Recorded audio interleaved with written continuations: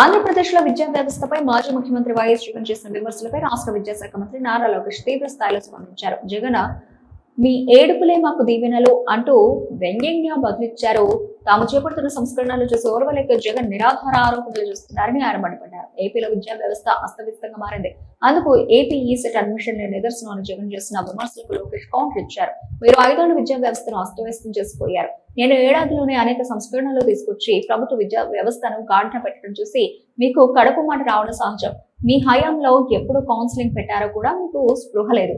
Covid తర్వాత 2022 సెప్టెంబర్లో 2023 July చివరికి ఈసెట్ కౌన్సిలింగ్ పూర్తి చేసిన మీరు మమ్మల్ని విమర్శించడం మీ అజ్ఞానానికి నిదర్శనం. మేము ప్రభుత్వంలోకి రాగానే ఈసెట్ మొదటి కౌన్సిలింగ్ ను జూలై 3వ వారం కల్లా పూర్తి చేశాం. ఈ సంవత్సరం కూడా మొదటి కౌన్సిలింగ్ ని జూలై 3వ వారానికి పూర్తి చేస్తామని లోకేష్ వివరించారు.